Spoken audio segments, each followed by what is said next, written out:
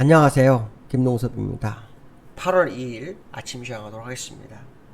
새벽에 끝난 미국 시장은 8월 첫 거래일이었죠. 하락 마무리하는 모습인데요. 장 초반에는 상승을 했었고요. 하락을 하다가 한 2시쯤인가요? 저점 찍고 다시 올라왔다가 막판에 또 소폭 밀어내면서 마이너스로 끝나는 상황이었습니다. 미국 시장은 요 근래 호재 악재를 뉴스가 있었는데요. 항상 보면 호재는 반영하고 악재는 반영하지 않는 모습이 많았습니다. 특히 호재 쪽에는 기업 실적이 좀 많이 대두되는 모습이었는데요. 기업 실적 중에서도 실적이 안 좋은 기업은 또 시장에 반영을 안 했습니다. 완전히 취사 선택하는 모습이었는데요. 오늘은 미국장에 재료가 없었네요. 호재 재료가 없었고 악재만 있었던 하루였습니다. 그래서 그 악재가 반영이 됐지만 사실 그렇게 많이 반영되지 않은 그런 모습입니다. 시장 일각에서는 이 약세장 중에서 주가가 오르니까 뭐 약세장이 끝날 것 같다 뭐 이런 사람들 있는 것 같은데요. 금리 인상이 지속되는 이 과정 속에서 유동성이 회수되고 있고 인플레이션이 고인플레이션 상태에서 주가가 랠리를 계속 간다면 우리가 사실 제가 항상 말씀드리자면 공부한 대로 주식시장을 할 수는 없습니다. 그렇죠?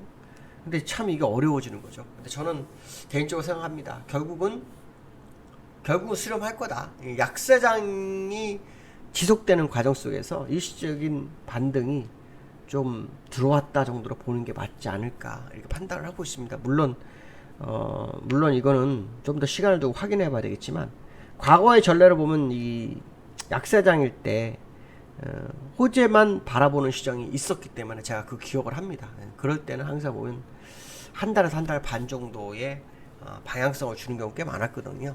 그래서 이번에도 그러한 장인지는 약간 시간이 남았습니다. 한번 확인해 볼 필요성이 있고요.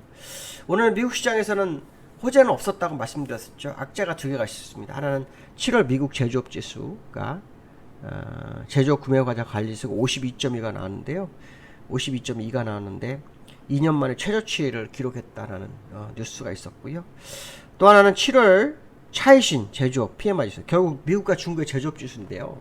이 전월보다 1.3포인트 정도가 하락을 했답니다. 고용하고 신규 수주가 상당히 둔화했다. 뭐 이런 얘기가 나오죠. 결국 미국과 중국의 제조업 지수가 시장의 발목을 잡은 거죠. 그렇지만 분명해서 뭐냐면 이 정도 뉴스는 예전에는 많이 빠졌죠.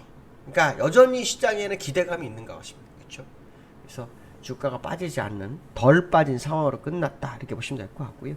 역외환율은 또 소폭 상승합니다. 어저께도 환율이 국내장에서 올랐는데 주가도 같이 오르는 기현상이 요즘 나타나고 있죠. 환율은 환율대로 주가대로 가겠다 뭐 이런 생각 가진 건지 모르겠지만 결국은 환율과 주가는 수렴할 거다라고 생각하시는 게 맞을 것 같고요. 역외환율 또 소폭 상승해서 1307원 정도의 거래가 되고 있습니다. 그래서 어저께 1304원에 끝났거든요. 그러니까 어저께도 한 6원 정도 올라서 끝났는데 오늘도 현재 뭐 4원 정도 상승 출발할 확률이 굉장히 높은 상황이라고 보시면 될 것 같고요. 이 환율이 약간 다른 모습이 있지만 결국은 수렴하지 않을까 이렇게 판단을 쓰고 있고요. 이달에 우리나라가 금통위가 있죠. 금리 인상이 얼마나 되느냐가 되게 중요한데요. 0.25 얘기가 굉장히 많이 나오고 있다고 합니다. 근데 제가 이제 갑자기 미국장을 얘기하면서 금통위 얘기를 하는 이유는 뭐냐면 금리가 지금 현재 역전 상태이기 때문에 이제 점진적으로 환율에 반영을 할 거다. 제가 아마 그 얘기를 했을 거예요. 며칠 동안 안 반영이 이제 반영을 시작할 거다고 말씀드렸는데 그 말씀 중에 환율이 오르기 시작했잖아요. 그러면 지금 0.25 정도 하게 되면 환율이 계속 오르는 쪽에 아마 유지가 될 확률이 높고요. 0.5 정도 해도 사실은 이 미국과 우리나라 금리차가 거의 없어진 거기 때문에 의미가 있을까 생각도 많이 듭니다. 근데 물가 문제가 생기고 경기에 문제가 생겨서 0.25 정도 올린다고 하는데요. 어떤 것이 옳은지는 결국 시간이 지나봐야 확인이 되겠죠. 저는 개인적으로 지금 우리나라가 무리가 되더라도 빅스텝 이상을 좀 해서 좀 도망가는 전략을 좀 가져야 되지 않을까. 왜냐면 9월 달에 미국이 또 빅스텝이나 자이언트 시스템 확률이 높잖아요. 그러니까 그거로 보면 우리는 뭔가 서둘러야 되는 것 같은데 너무 뒤처진 게 오판이 되지 않을까. 일반적으로 금리가 높은 쪽으로 돈을 흘러가는 게 맞기 때문에 미국 금리로 돈이 흘러간다면 원달러가 쉽지만 않을 거다. 뭐 이 얘기를 좀 해드리고 싶습니다. 자, 미국 시장의 결과를 좀 보면요. 나스닥은 0.18% 상승을 했고요. 하락을 했고요. 나스닥 0.14% 하락을 한 모습입니다. 기술적으로 좀 보시면 121선에 걸린 모습이죠. 이게 일봉으로 보면 야 120선까지 올라왔어? 이거 문제가 추세 정별되는 거 아니야? 이런 생각할 수 있는데요. 주봉을 보면 아무 의미가 없어요. 5주선에 걸쳐있는 상황 정도로 보시면 될 것 같고요. 나스닥도 마찬가지입니다. 그래서 5주선에 걸쳐있는 똑같은 차트죠. 여기서 음봉이 나올 거냐 양봉이 나올 거냐 이제 그 싸움이 되겠죠. 왜냐면 이 다우 같은 경우에는 보시면 음봉 양봉 음봉 양봉 음봉 양봉을 했기 때문에 이번 주에 양봉 음봉인지 양봉인지 한번 확인해야 될 것 같습니다. 만약 이번 달에 음봉이 나온다면 좀 깊을 수 있습니다. 네, 깊을 수 있다는 거. 왜냐하면 원래 65선까지는 갔어야 되거든요.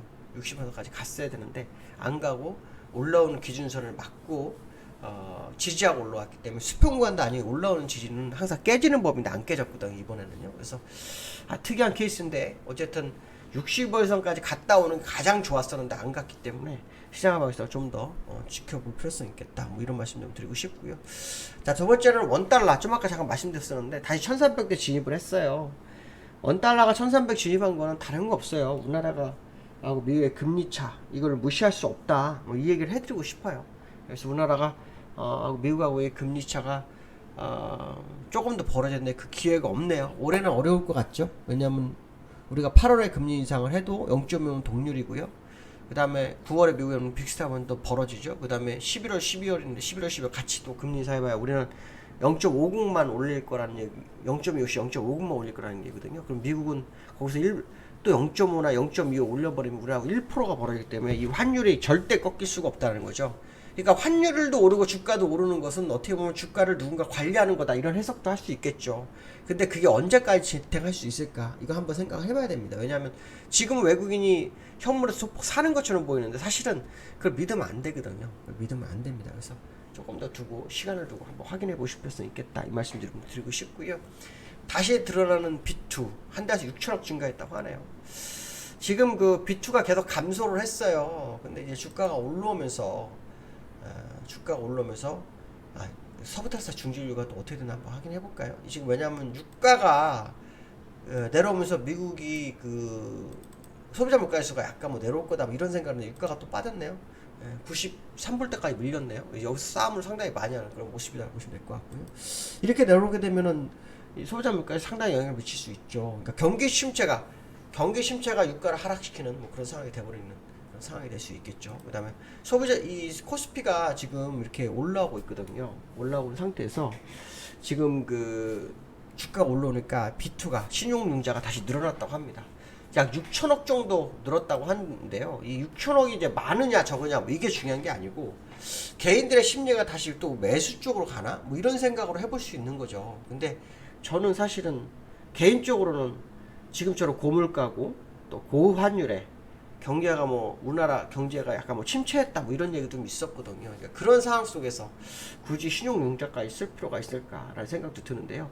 항상 신용융자가 늘어난다는 건 주가 반등에 대한 기대감이 반영이 되는 거거든요. 근데 신용융자가 늘었을 때 시장이 계속 방향을 주지는 않는다는 거죠. 그러니까 대세 상승장일 때는 신용융자가 늘어도 한 방향으로 계속 갈 수 있는 그런 모습을 보이지만 대세 상승장이 아닌 약세장에서 되돌리면서의 신용융자는 결국 그 시장을 누르는 매물이 됩니다. 그러니까 6천억 늘어나는 것이 결코 시장에 도움이 되지 않는 그런 상황이 아니지 않을까. 도움이 되지 않는다 이렇게 판단하시면 될 것 같고요. 어쨌든 지금 국내장은 그 외국인들이 현물을 소폭 매수해주면서 버티고 있어요. 선물 보시면은 외국인들이 계속 현물을 매수하고 기관은 팔고 있고요. 개인도 뭐 소폭 매도 쪽으로 있는데 외국인이 사고 있어요. 근데 이 외국인이 사는 게 사실은 그렇게 많이 들어온 게 아니에요. 항상 이 단발성 외국인들이 있거든요. 단발성 외국인들이 보통 현물에서 많게는 3조 5천억. 그 다음에 선물에서는 많게는 2조 해갖고 합이 5조까지, 작게는 합이 3조 5천억 정도, 많게는 5조 정도까지 들어오거든요. 근데 지금 선물은 좀 많이 빠져나간 상태고요. 현물만 지금 3조가 아직 안 됐어요. 그래서 아마 이 금물량의 확률을 좀 열어두고 보시는 게 좋지 않을까. 그래서 오늘도 삼성전자의 흐름하고 원달러의 흐름을 좀 보면서 시장을 보시면 되지 않을까 이렇게 말씀드릴 수 있을 것 같습니다. 오늘 여기까지 하겠습니다. 감사합니다.